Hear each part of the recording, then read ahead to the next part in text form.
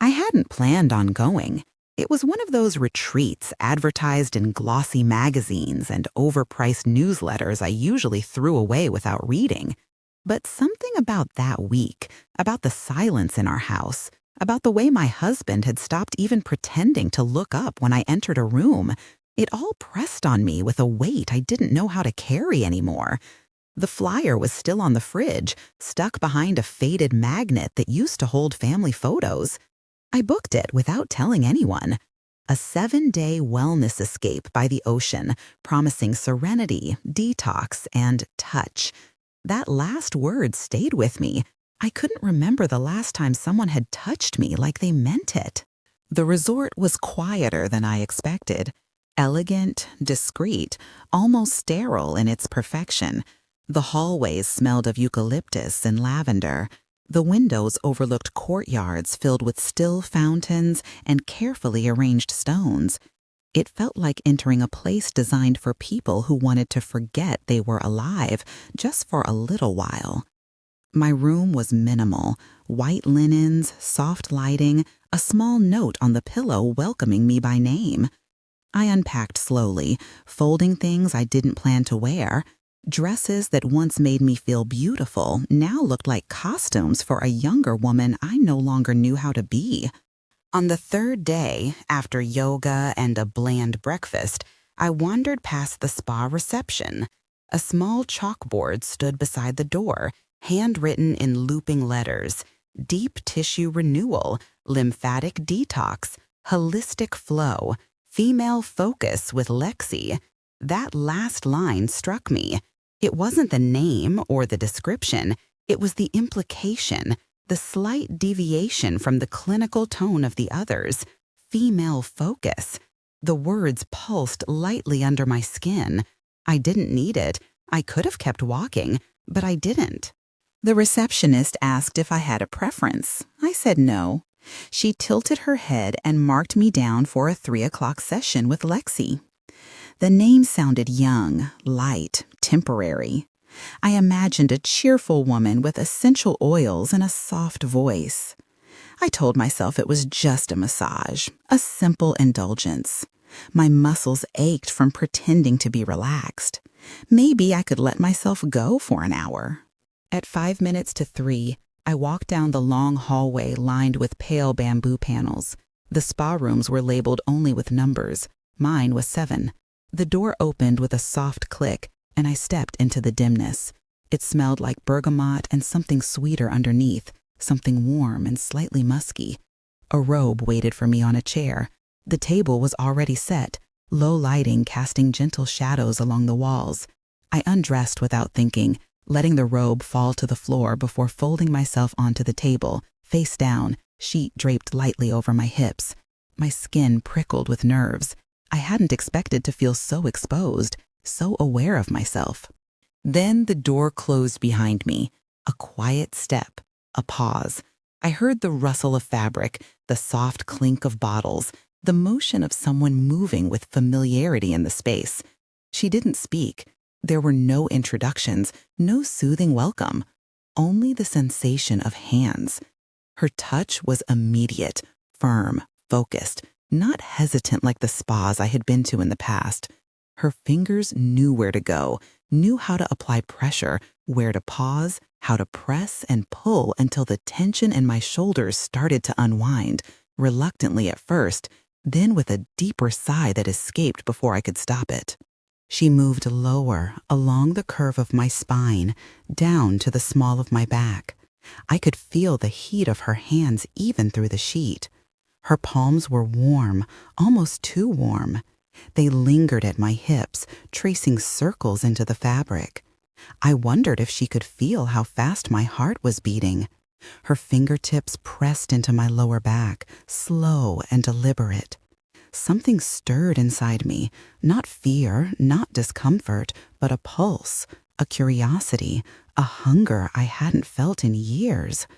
I told myself it was nothing, just part of the treatment, just relaxation, just touch.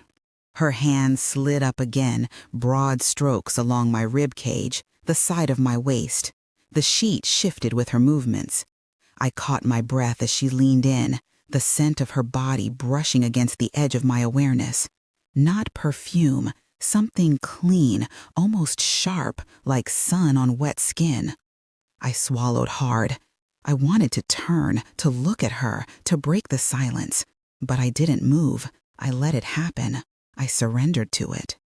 Her fingers found the base of my neck and traced a line down, slow and even. Every muscle in my back tensed under her, then softened. My thighs twitched under the sheet. My breath began to shallow. She didn't speak. Neither did I. There was no sound but the quiet hum of the diffuser and the occasional creak of the table beneath me. She worked like she had all the time in the world, like I was the only thing she had to think about.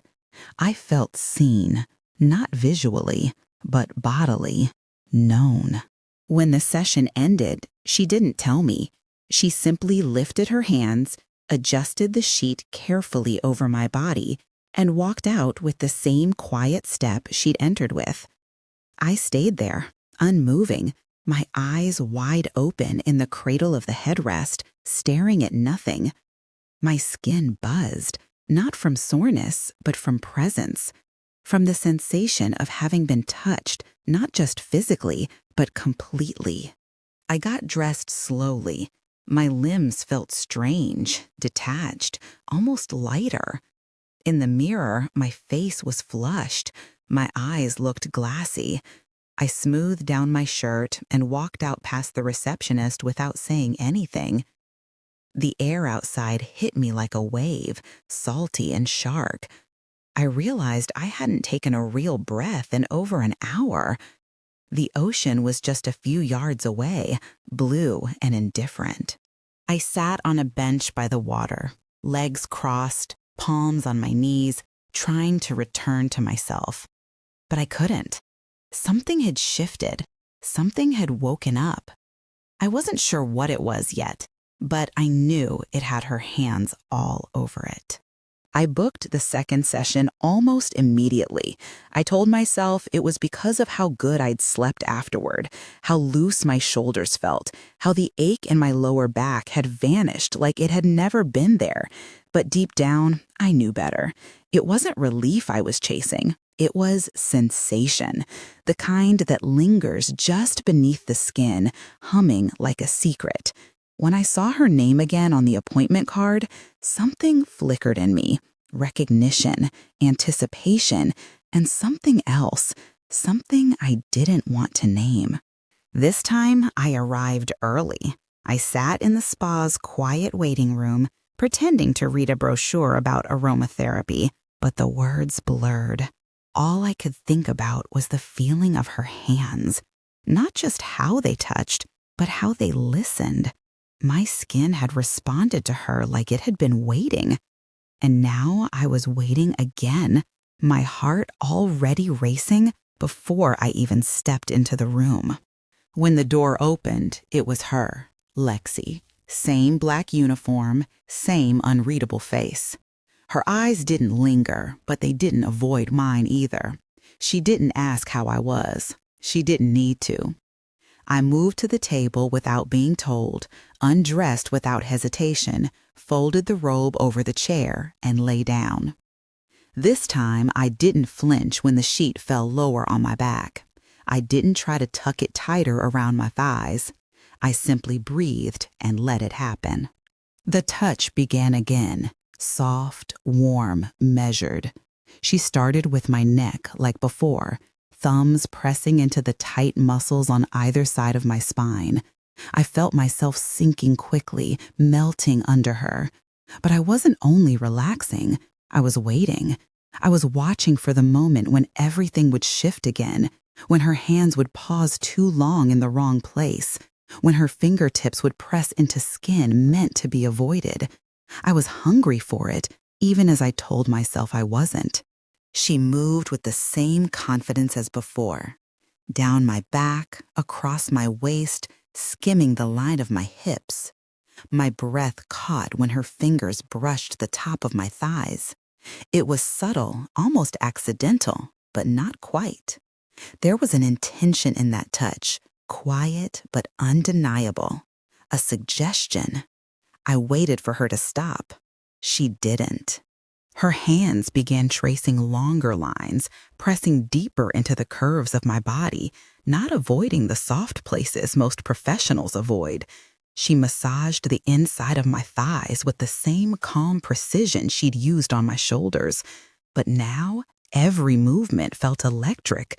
My body betrayed me, hips slightly tilting, legs relaxing wider, breath becoming shallow. I felt the tension rising, not from discomfort, but from permission. I didn't say no. I didn't even shift. I stayed there, open, still, my chest rising faster. She reached higher. The sheet moved with her, no longer a barrier, but a formality. Her palm pressed along the edge of my pelvis, fingers drifting lower, brushing close, too close. I felt the air shift. My stomach tightened. She paused.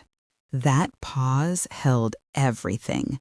The line between professional and personal, between treatment and something far more intimate. She waited. Not long, just enough to know, just enough to let me stop her if I wanted to. I didn't. My body didn't move. My breath didn't protest. I gave her silence instead of rejection. I gave her stillness instead of fear. I didn't ask. I didn't refuse.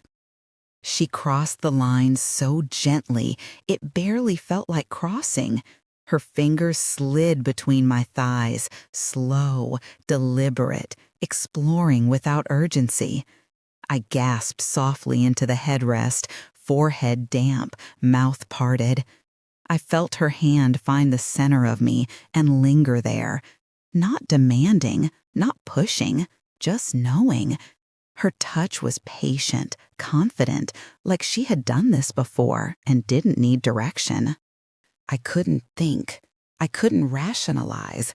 I only felt. The press of her fingers, the rhythm she built, the way my hips began to move without command. My legs trembled slightly under the sheet. My nails pressed into the padded surface of the table. Her other hand rested lightly on my lower back, grounding me as the first worked in steady, slow circles.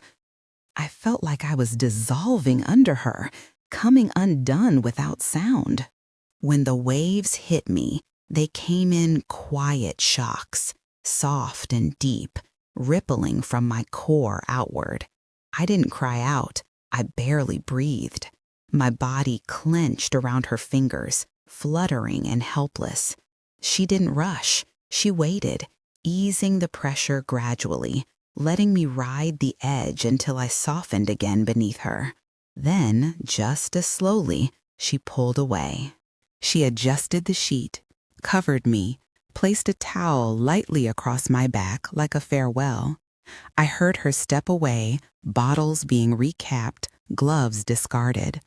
I stayed frozen on the table, body pulsing with aftershocks, sweat cooling on my spine. I couldn't speak. I didn't want to. My throat felt thick, my lips swollen from nothing but breath. When she left the room, she did so without a word, just like before. But this time, I knew what had happened. It wasn't a mistake. It wasn't confusion. It was choice. A wordless transaction built on need and heat and the kind of aching loneliness that accumulates in the bones. I got dressed slowly, hands trembling slightly as I pulled my blouse over skin that still tingled. I looked at myself in the mirror. My face was flushed, eyes dark, lips bitten. I looked alive, changed, touched. I walked out into the hallway, past the potted orchids and soft light, past the reception desk with its delicate fountain. No one looked at me. No one asked. Outside, the sky was turning gold. The ocean glittered beyond the garden wall. I stood there for a long time, letting the salt air bite at my cheeks. I didn't feel guilt, not yet. I felt something else, darker, slower, more addictive. I felt the echo of her fingers between my legs and the strange comfort of not having to explain any of it. I hadn't asked. She hadn't apologized. I hadn't stopped her. And now I wasn't sure I wanted to stop anything at all. I began to move differently after that. Not dramatically, not so anyone would notice, but enough that I noticed. My limbs felt longer, my back straighter, my hips looser. It wasn't just the release, though that had been undeniable. It was something quieter, subtler, like my body had been unlocked from the inside and was now stretching into the space it had forgotten it deserved. I started walking slower down the resort halls, letting my arms swing just a little, feeling the fabric of my dress brush against my thighs like a secret I was carrying. I told myself it was just the air, the diet, the spa, but I knew better. It was her hands, her heat, her silence. She had touched me in a way no one had in years, not just physically, not just for pleasure, but with purpose, with intention. And that intention had woken up something in me I'd spent decades suppressing. I didn't even realize how much I disappeared inside myself until she pulled me back out with nothing more than 2 fingers and a steady rhythm. I started booking sessions under different names. I didn't know why, not really. Maybe to protect the illusion, maybe to stretch the fantasy. I'd call from the lobby using a softer voice, sometimes adding a fake accent or coughing mid-sentence like I was flustered. Each time I asked specifically for her, and each time I watched the receptionist nod and scribble something down without a flicker of suspicion. Lexi was always available, as if she was waiting for me. In the massage room, it always started the same. Quiet entry, no words, the rustle of linen, the warm scent of her skin mixing with the oils, her touch like fire, like water, like breath. At first, she worked slowly, methodically, as if reading me all over again, mapping each muscle, each nerve ending. But it didn't take long for her to find the edges of me, the places where tension wasn't just physical, but emotional, stored deep in the fascia of memory. She never kissed me, not once. Her mouth knew how to tease, how to linger, how to devour, but it never rose above the waist. She stayed focused on my body, not my mouth, and somehow that made it more dangerous, more intimate. She treated my pleasure like ritual, like discipline, like she was unmaking me layer by layer and choosing carefully what to leave behind. My breasts, my thighs, my stomach, the back of my knees, each became a canvas she painted with pressure and precision. I would close my eyes and forget who I was, or maybe remember, just briefly, before it slipped away again in a moan or a full-body tremor. I began to crave her beyond the table. I wanted to see what she wore outside the room, how she walked, what she looked like when she laughed. I wanted to know if her hands were ever still, if she smoked, if she had someone waiting for her at night. I wanted to ask, but I didn't. I couldn't. The boundary was part of the thrill. The not knowing made everything else sharper. Back in my room, alone, I would stand in front of the mirror and touch my own body differently. Slower, gentler, not with shame, but with study. I traced the outlines of stretch marks I used to avoid, watched how my breasts moved when I raised my arms, ran my fingers down the soft belly that had carried children, held grief, endured silence. I didn't feel young, but I felt awake, like the skin I'd worn for decades had finally caught up with me and decided to stay. At night, I dreamt of her, not always sexually, sometimes just presence. Her breath on my neck, her weight beside me, her hand resting casually on my hip, as if she belonged there, I would wake up with sheets tangled between my legs, chest flushed, heartbeat irregular. I stopped calling my husband. I stopped checking my email. The world outside the resort blurred. Everything became about when I would see her again, how long the next session would last, and what new part of me she might discover. During one appointment, she turned me over. That hadn't happened before. I lay there, chest exposed, breath tight, watching the ceiling fan spin slowly overhead. She didn't cover my breasts. She didn't avert her eyes. She simply placed her hands on my collarbone and began to work downward, as if this was just another part of the body to heal. But her touch slowed as she reached the center of me. Her palms grazed the curve of my ribs, the slope of my stomach. She massaged just below my navel, drawing circles so slow I felt them echo in places far deeper. I looked at her face once, only once. Her eyes were half-lidded, focused, unreadable. She wasn't smiling. She wasn't performing. She was working. And I realized then, maybe for the first time, that she did this for others too. That I wasn't special. That I wasn't the only body she had awakened. The thought should have made me recoil. Instead, it made me burn. I wanted to be the one who lingered, the one she remembered, the one who made her break her own rules. When she finished, I didn't speak. I sat on the edge of the table with the sheet clutched around me like an afterthought, sweat cooling on my chest. She handed me a towel and turned away, giving me the same space she always did. I watched her back, her movements, her silence, and something inside me shifted again. I realized I didn't just want to be touched. I wanted to be seen. I wanted her to know me beyond the skin. But I didn't dare ask for more, because I knew what this was, and I was terrified of what it wasn't. Still, I kept returning, over and over, like ritual, like hunger, like confession.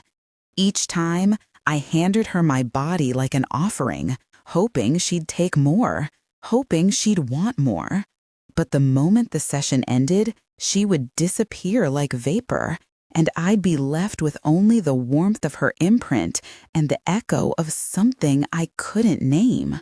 My skin wore her fingerprints long after she left, but underneath it, I was still the same woman I'd always been.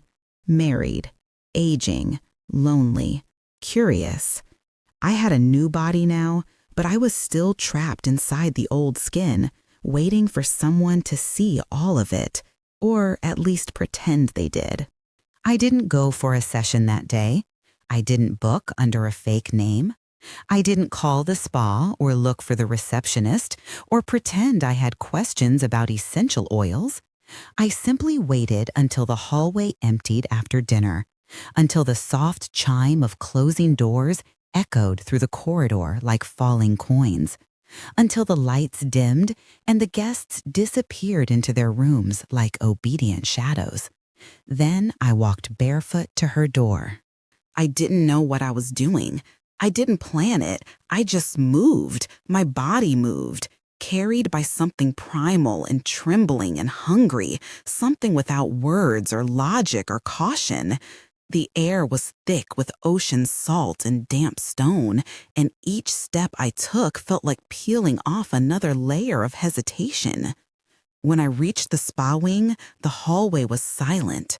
Room 7 stood exactly as it always did, unlabeled, innocent, waiting. The door wasn't locked. I opened it without knocking, without breath. She was there, folding towels, her back to me. The air inside smelled like orange blossom and sandalwood and something darker underneath, skin, maybe, memory. I stood still, afraid if I moved, the moment would dissolve. But she didn't turn around. She didn't need to. She knew it was me. Her posture changed slightly. Her shoulders tensed, then softened. She placed the towel on the counter, slow and deliberate, and turned. She didn't ask why I was there. She didn't reach for me. She didn't smile. She simply looked at me like I was something familiar and forbidden, like she'd been waiting and dreading this at the same time. My body felt too big for the room, too loud in its silence. I stepped forward, slowly, until we were close enough to feel the heat rising between us. I could see the fine hairs on her forearms, the faint shadow under her jaw where the light didn't reach, the glint of sweat at her temple. I reached out and touched her chest. Not roughly, not gently, just directly. I placed my palm flat against her sternum, through the thin black fabric of her uniform, and felt the steady thrum of her heartbeat beneath it. Not racing, not calm, alive. She didn't flinch. I didn't speak. The space between us tightened, compressed, folded in on itself until there was no air, only heat, only scent, only skin and want, and something wholly dressed in the language of instinct. I leaned in and kissed her. It wasn't elegant. It wasn't soft. It was raw, desperate, trembling. Her lips were warm, parted slightly, and for a breath she didn't move. Then she did. Then she was kissing me back, pushing into me with her mouth, her hands gripping my waist, pulling me closer like she was drowning. We stumbled backward, hit the massage table. She turned me, lifted me, laid me down like she'd done a dozen times before, but this time I wasn't her client. This time I wasn't paying. This time I was giving. I pulled at her shirt, dragged it over her head, revealing pale skin beneath, scattered freckles, the firm lines of a body used to labor. She climbed onto the table, straddling me, her thighs tight against mine, her mouth hot on my neck. I arched against her. My clothes vanished. I didn't remember taking them off. I only remember her skin against mine, her mouth tracing a path down my collarbone, her teeth grazing my breast, her tongue circling the ache that had bloomed and pulsed beneath my ribs for weeks.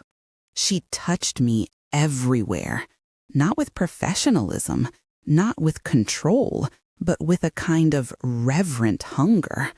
Her hands mapped me like confession. Her fingers slid between my legs without hesitation, parting me, entering me with a slow, brutal grace that made my eyes roll back. I cried out, first softly, then louder, not from pain, not from pleasure alone, but from recognition, from surrender, from the terrible relief of being undone by someone who already knew where every thread began. I gripped the edges of the table like they could hold me in place. I wrapped my legs around her waist, pulled her closer, closer, closer. She moved against me like music, like ritual, like something older than either of us. We weren't two people anymore. We were sensation, tension, friction. She moved inside me until I broke again, until I clenched around her hand, until I shook so hard I felt my breath crack and vanish. And then she didn't stop. She kissed her way down my stomach, over the soft curve of my hip, then lower. Her mouth found me like it had always belonged there. She licked and tasted and drank from me like I was water, like I was sacred. My hands tangled in her hair, my body arched upward, desperate and helpless. I came again, wetter, deeper, sobbing without sound, and still she didn't stop. She climbed back up and kissed me, slow and heavy, and I tasted myself on her lips. I reached for her, pulled her over me, turned her beneath me. Now it was my turn. I slid down her body, licked the salt from her chest, bit gently at the base of her neck. She gasped. I felt her pulse stutter beneath my tongue. I kissed her stomach, her hip bone, the inside of her thigh, then buried my face in her and let myself vanish. She moaned like prayer. Her hips bucked against my mouth. I held her down, firm and gentle, and gave her everything I had. Her legs shook around my head. She cursed. She whimpered. She twisted the sheet in her fists. When she came, it was like a storm cracking open a sky.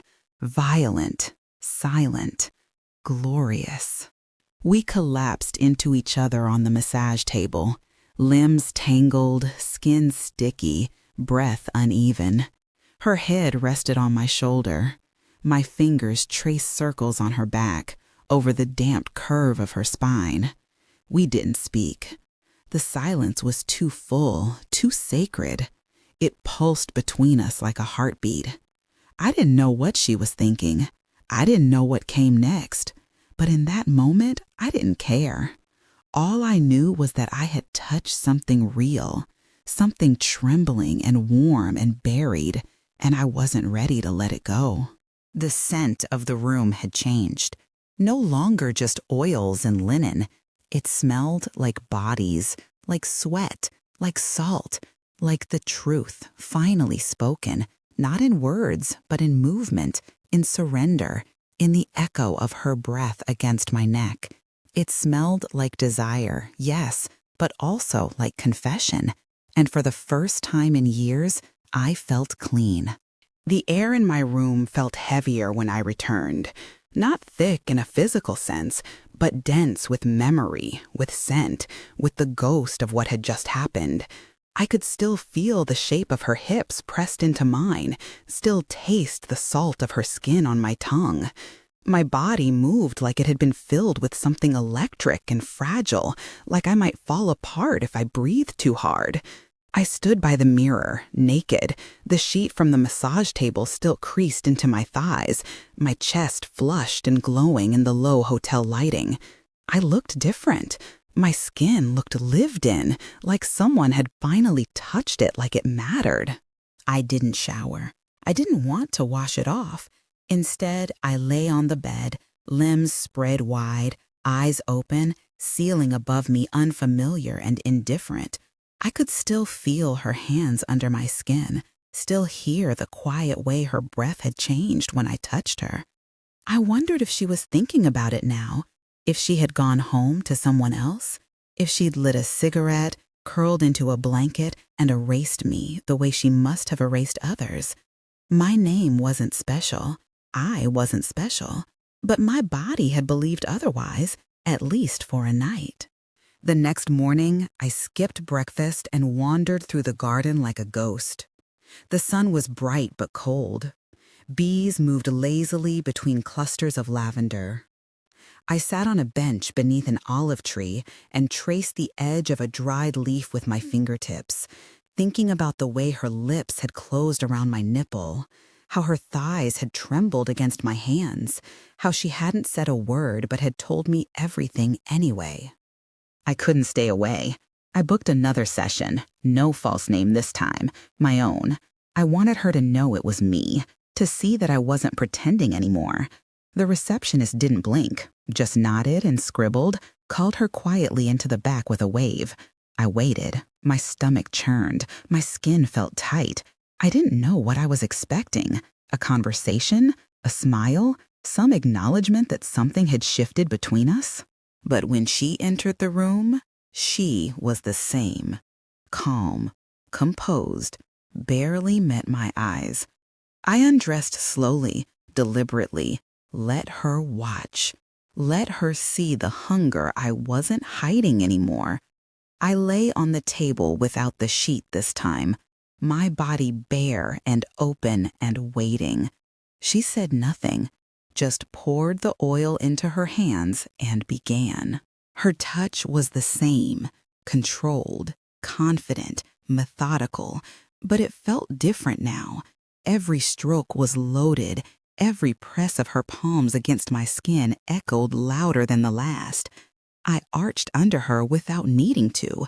I wanted her to know that I remembered, that I hadn't stopped feeling it. She worked her way down my back, down my thighs, and when her fingers grazed between my legs, I spread them slightly, an invitation without sound. She didn't take it, not at first. Instead, she moved lower, down my calves to my feet, her touch light, almost cruel in its restraint. I was trembling, my breath short, my eyes squeezed shut. I wanted her mouth. I wanted her fingers inside me. I wanted to taste her again, to feel her melt into me, to hear that quiet moan she made when I found just the right rhythm. I didn't ask. I didn't need to. My body was already pleading. And then she moved. She climbed onto the table slowly, deliberately. Her hands pressed into my shoulders, then slid down until her chest lay against my back, her breath at my ear. Her lips brushed my neck, warm and barely there, and I gasped, my hips pushing up instinctively. She kissed a slow line from the base of my skull to the curve of my spine, and I shivered, aching. Her mouth tasted like cherry lip balm and something bitter underneath, like the rind of a pomegranate, sharp and sweet and unforgiving. She turned me over. Her hands slid under my knees, lifting them apart, her gaze locked on mine now, unblinking. I opened for her, fully, shamelessly, and she dropped her head between my thighs with a grace that felt like violence. Her tongue met me fast, confident, her fingers spreading me wider, holding me still as she devoured me with long, slow strokes. I moaned her name into the ceiling, my back arched off the table. She reached up, grabbed my breast, squeezed gently, then harder. I was undone. I came fast and hard, legs shaking, toes curling, body thrashing against the padded surface, her mouth still locked to me like she needed it.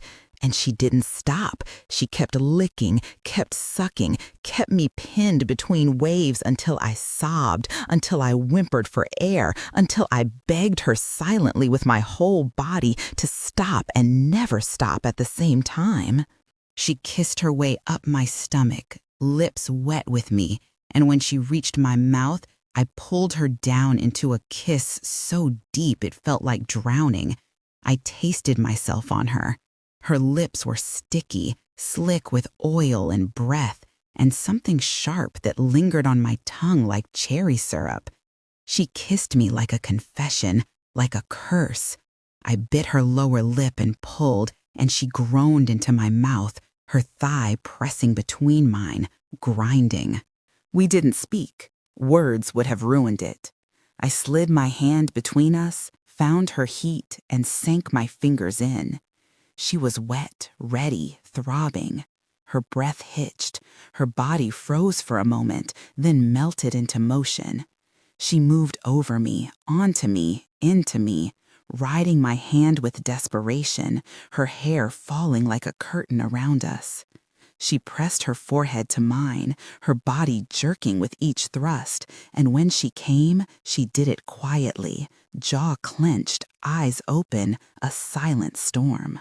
After, we lay there tangled in the heat and scent and stillness, her head on my chest, my arm across her back. I could feel her heartbeat slowing beneath my palm. I ran my fingers along her spine, memorizing each vertebra like a prayer. Her skin was slick and soft and smelled like desire, raw and ripe, like fruit left out too long in the sun. We didn't stay long.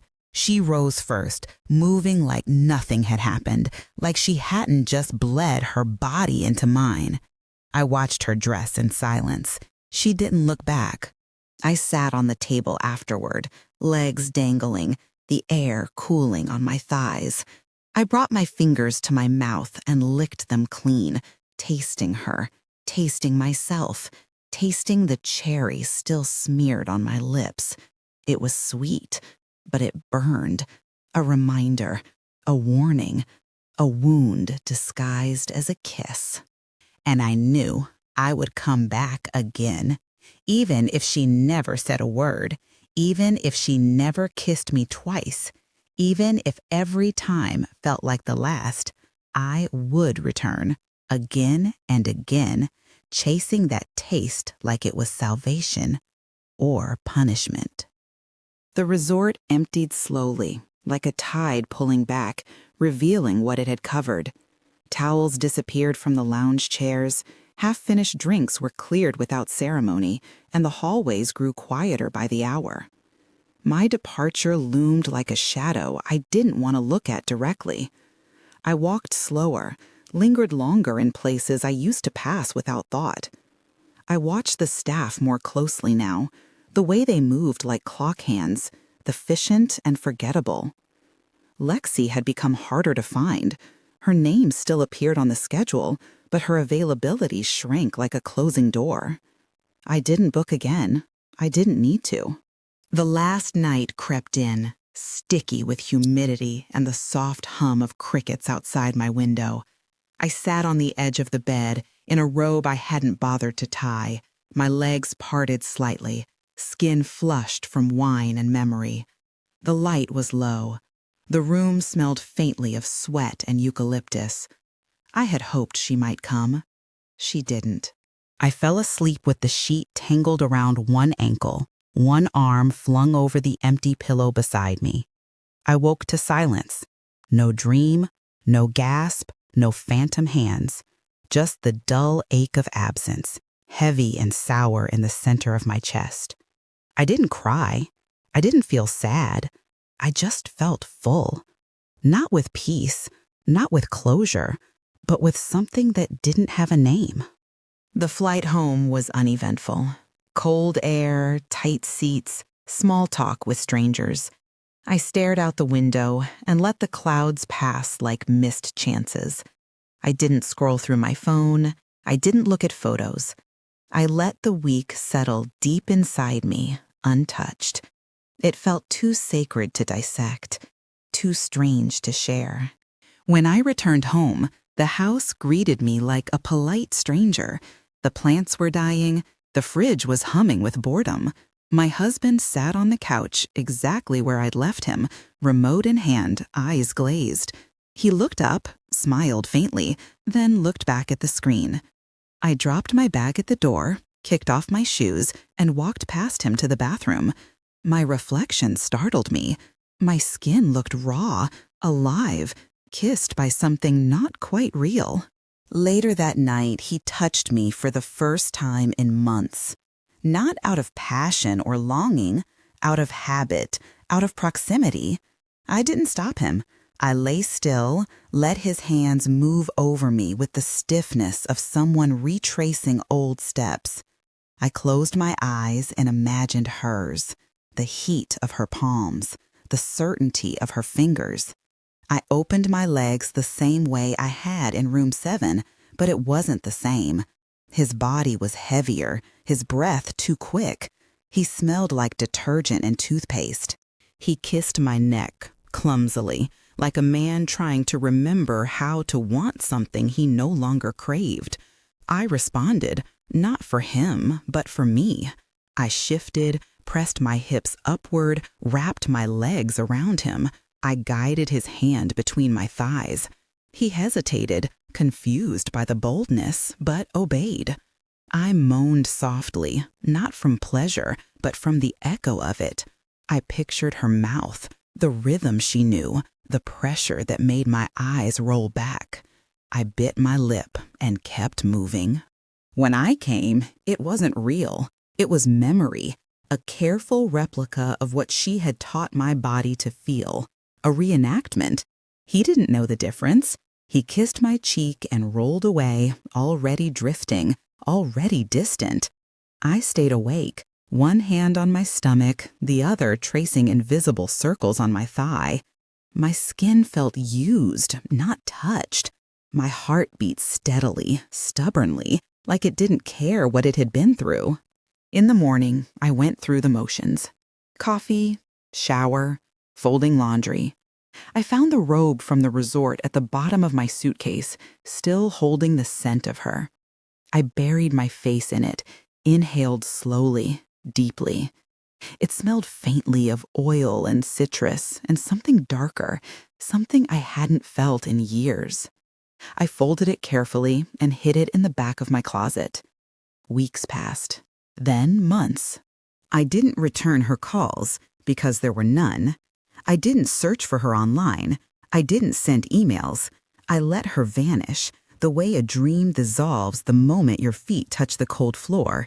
But she never really left. She lingered under my skin, in the quietest parts of me. Every time I touched myself in the shower, it was her fingers I imagined.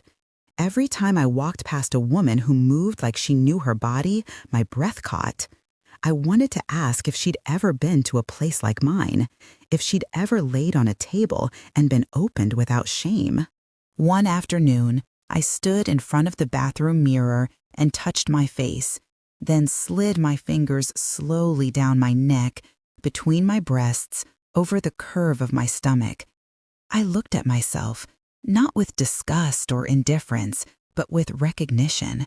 I was older, softer, changed, but I was still here, still wanting, still remembering. That night, my husband fell asleep early. I stayed in bed, staring at the ceiling, my hand drifting under the covers. I moved slowly, deliberately, the way she had taught me. I let the ache bloom without rushing. I let the memory sharpen. When I reached the edge, I bit down hard on my pillow, tasting the faintest hint of cherry lip balm on the fabric. And that was my happy ending.